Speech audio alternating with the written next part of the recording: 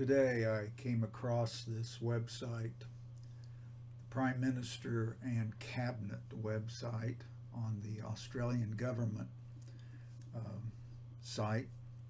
It has to do with the Australian LGBTQ Inclusion Awards for 2022.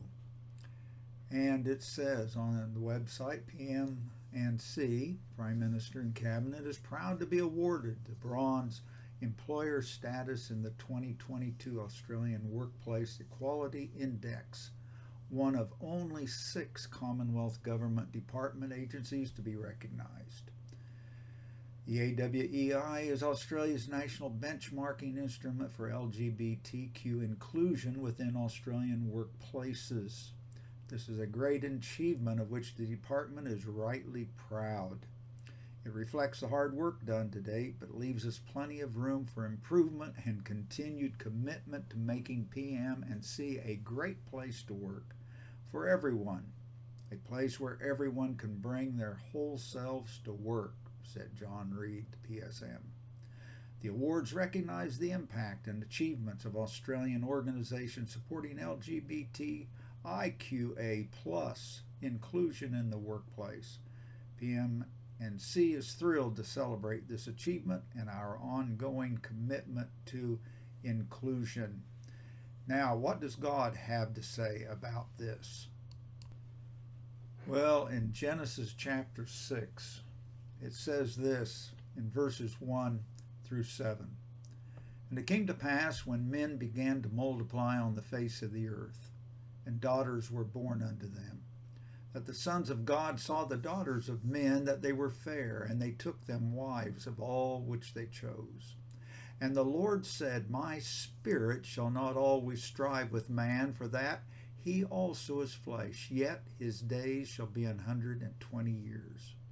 There were giants in the earth in those days, and also after that, when the sons of God came in unto the daughters of men, and they bare children to them, the same became mighty men which were of old, men of renown. It's verse 5 I want you to take real notice of. And God saw that the wickedness of man was great in the earth, and that every imagination of the thoughts of his heart was only evil continually. And it repented the Lord that he had made man on the earth, and it grieved him at his heart. And the Lord said, I will destroy man whom I have created from the face of the earth, both man and beast, and the creeping thing, and the fowls of the air, for it repenteth me that I have made man. Verse 5 again, and God saw their wickedness. In Genesis chapter 18, God had visited with Abraham. And the Lord Jehovah was with 2 angels and going on their way down to Sodom and Gomorrah.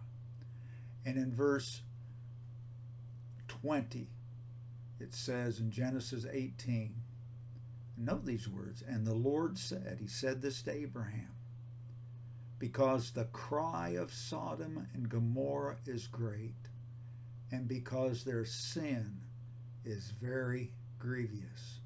The cry of Sodom and Gomorrah. So in Genesis chapter 6, we saw that wickedness had taken over, and God was going to deal with that. Here we read that because the cry of Sodom and Gomorrah is great, it got up to heaven, their cry of sin, because their sin is very grievous. And God is heading towards Sodom and Gomorrah, and we know how that ended.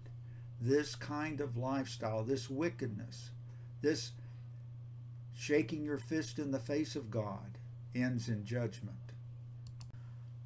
Our last passage is in Romans chapter 1. And in verse 24 we read, Wherefore God also gave them up to uncleanness through the lusts of their own hearts, to dishonor their own bodies between themselves. In verse 26, For this cause God gave them up unto vile affections. For even their women did change the natural use into that which is against nature. And likewise, verse 7, and likewise also the men, leaving the natural use of the woman, burned in their lust one toward another, men with men, working that which is unseemly, and receiving in themselves that recompense of their error, which was meet.